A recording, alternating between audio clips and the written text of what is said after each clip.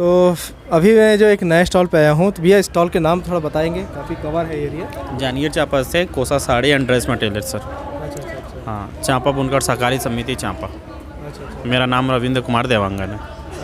देवांगन जी हमारे साथ हैं। हैंडलूम का साड़ी है सर। ये हाँ हैंडलूम का साड़ी है। हाँ। और ये जो साड़ी है वो टसर एंड रॉ जो सिल्क साड़ी होती है उसका कलेक्शन है।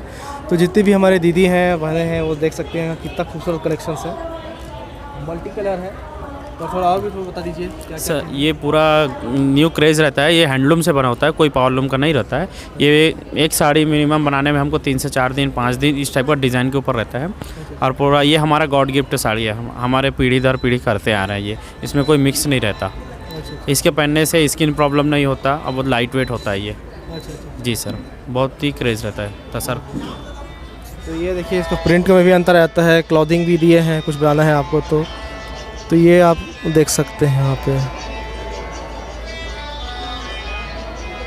तो सबका प्रिंट का भी अंतर आ जाता है, कपड़े की क्वालिटी के अंतर आ जाती है, थ्रेडिंग की भी अंतर आ जाती है, जिससे से तय होता है कि आपका क्वालिटी कैसा है ना। तो चलिए अगले स्टॉल के भी बढ़ते हैं और हमारे साथ कुछ और भी हैं, उसको हम लोग एक्सप्लोर करते हैं कि और क्या क्या चीज़ें यहाँ देखने को मिल सकती हैं। तो फ्रेंड्स अभी जो मैं नए स्टॉल में आया हूँ वो है धान ज्वेलरी छत्तीसगढ़। ये आप कौन से ज़िला से हैं? यहीं रायपुर से? रायपुर से। हाँ, रायपुर कहाँ से दीदी आप? ये शांति नगर। हाँ तो भाई शांति नगर में इनका है और धान ज्वेलरी के नाम से प्रसिद्ध है। आप उसमें धान ज्वेलरी नाबार्ड अगर सर्च करेंगे तो आपको लोकेशन और उसकी जानकारी मिल जाएगी।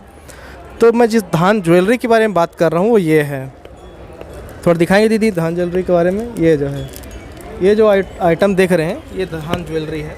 इसको करीब से दिखाता हूँ मैं आपको कैमरे में। ये धान से पूरा बना है, देख लीजिए, दिख रहा है। प्लास्टिक में कई बार समझ में आता नहीं तो इसलिए थोड़ा सा घुमा के दिखा देता हूँ। हाँ जी, नहीं इट्स ओके। हाँ ये आपका वो अलग अलग ज्वेलरी का आइटम है, ये धान से। हाँ इसका खासियत ये है कि भाई आपको भिगाना नहीं है। गर्मी के सीज़न में आप ठंड के सीज़न में पहन सकते हैं, लेकिन ठंड में ज़्यादा ठंड वाले मत पहनिएगा, क्योंकि उसमें फिर पसीना और ये थोड़ा सा पसीना का नहीं नमी के कारण इसमें थोड़ा सा प्रॉब्लम्स आ सकती हैं। तो जहाँ थोड़ा कम नमी है, हाँ तो ये पूरा धान का बना हुआ है। और ये आई थिंक लकड़ी का बीड है ना दीदी? लकड़ी का ये नहीं? हाँ ऊपर का जो हिस्सा ये लकड़ी का है और नीचे का जो हिस्सा ये धान का बना हुआ है। धान से बना है तो ये हाँ झुमका उमका जो इयरिंग्स है ये भी धान के बने हैं। सेंटर लॉकेट वो भी बना हुआ है।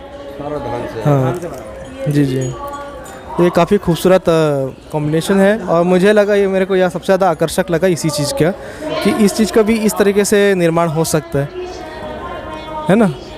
तो बाकी धान की क्वालिटी के ऊपर निर्भर करता है कि वो किस टाइप का धान है, क्या है।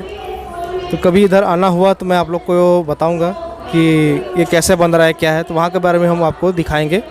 तो मेरे साथ बने रहिए गोस्वामी सर टॉक्स में, ताकि हम अगले स्टॉल की ओर बढ़ सकें और नई नई चीज़ को एक्सप्लोर कर सकें। मैं एक साइड ले लेता हूँ सेंटर की जगह। तो हाँ तो भैया आपका शुभ नाम? गजानन देवांगन।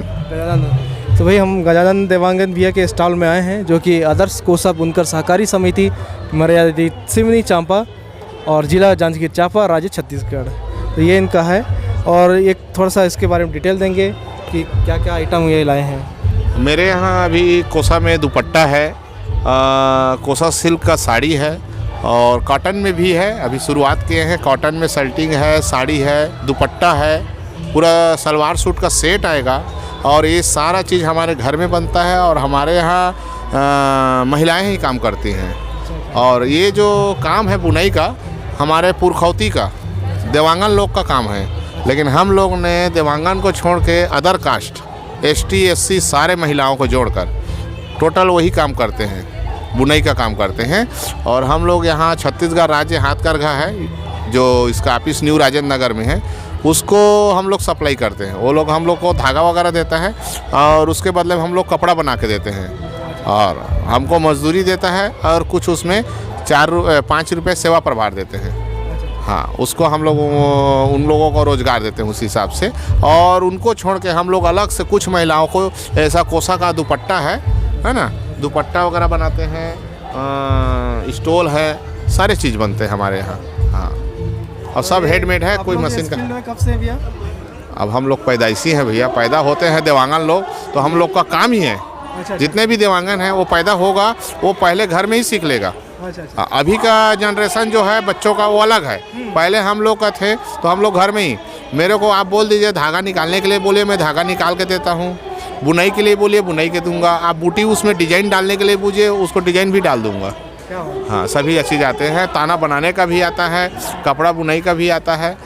जो कपड़ा बुनाई से जुड़ा हुआ चीज़ है वो सारे चीज़ आते हैं। हाँ, तो इसीलिए कहा गया है कि स्थानीय हथकरघा उद्योग को अगर आप महत्व देते हैं तो जो आप स्टोरी आज के माध्यम से इनके सुने, उसमें एक आत्मविश्वास झलकता है कि यार हम कोई भी काम अपने घर से कर सकते हैं। इसमें छोटा बड़ा कौन सी जात का उससे मतलब नहीं है। ये हमारा पैतृक पैसा है और पैतृक पैसा में कोई शर्म नहीं है। तो ये जो आत्मविश्वास है, यही इस हथकरघा उद्योग का मतलब नींव है। और यही आत्मविश्वास जो है एक आत्मसम्मान की ओर बढ़ता है। तो यदि आप चाहते हैं कि इन सब लोगों को एक महत्व समाज में समान महत्व मिले, लोग अच्छे आर्थिक स्थिति को मजबूत बनाएं, तो हथकरघा उद्योग में अपनी भागीदारी चाहे जिस रूप में हो देना बहुत ज़रूरी है। चलिए इसी खूबसूरत क्रम में हम आगे बढ़ते हैं और हम और साथियों से मिलते हैं कि वो कौन कौन से उत्पाद हमारे साथ लाए हैं, ताकि उसके बारे में हम अच्छे से जान सकें। चांपा से 2 किलोमीटर दूर पर इनका गांव है ना, ग्राम सिवनी चांपा। और कोरबा रोड के पास, रोड में ही है, कोरबा रोड पे ही है। तो कभी आपको कभी आपको भ्रमण करना हो तो और यहाँ के डायरेक्ट लेना हो तो भी आप आ सकते हैं। जी आपको यहाँ ग्राम सिवनी में कभी भी आप आ सकते हैं। मेरे घर में कोसा साड़ी, कोसा शर्टिंग, दुपट्टा हर चीज़ मिलेगा। और बनते हुए भी देखना है तो आपको बनते हुए देख सकते हैं। हाँ, हर चीज़ का व्यवस्था है और ज़्यादा दूरी नहीं है, ट्रेन का साधन भी है आने के लिए। और क्या है, आप लोग एक कपड़ा खरीदेंगे, एक साड़ी अगर खरीद रहे हैं, मतलब आप एक बुनकर को एक दिन का रोज़गार दे रहे हैं, है ना। तो ज़्यादातर मैं आप सभी से निवेदन है कि कोसा साड़ी जो भी हो, हेडलूम का ही कपड़ा खरीदें। मशीनरी सिंथेटिक साड़ी ना लें, क्योंकि इससे बहुत सारे चीज़ स्किन वगैरह प्रॉब्लम वगैरह रहते हैं, वो सब नहीं रहते हैं इसमें। कोसा साड़ी में सभी चीज़ का बचाव रहता है। हाँ, और ये पूजा पाठ के लिए तो बहुत अच्छा है। कोसा साड़ी पूजा के लिए स्पेशल है, हम हिंदुओं भाइयों के लिए। और ऐसे कोसा का तो सभी लोग यूज करते हैं। तो सभी से निवेदन है एक बार कोसा साड़ी का ज़्यादा से ज़्यादा यूज किया करें। ठीक, तो ये रहा इनका मतलब डिटेल, है ना, जगह स्थान क्या यहाँ बनता है। तो एक बार आइए, पधारिए, लीजिए। और जो भी किस्म से भागीदारी हो, चाहे एक्सपोर्ट, रीएक्सपोर्ट, मैन्युफैक्चरिंग, ट्रांसपोर्टेशन, जिस फील्ड से, एजुकेशन, जिस चीज़ में तरीके से भी आप अपनी भागीदारी दे सकते हैं। हाँ, गांव में आजकल ये सब डेवलप हो रहा है, उनको अपने भागीदारी दें, ताकि हम एक ऐसा समाज का निर्माण कर सकें जहां देश का सबसे निम्न वर्ग भी पूरे अधिकार के साथ एक अच्छे खुशहाल ज़िंदगी जी सके। और मेरे ख्याल से इस देश के संविधान का भी यही मूल मंत्र है कि सभी को न्याय, सभी को समानता, सभी को अधिकार जरूर मिले। तो इसी क्रम में हम और अभी आगे बढ़ रहे हैं इस एक शुभ सोच को लेके।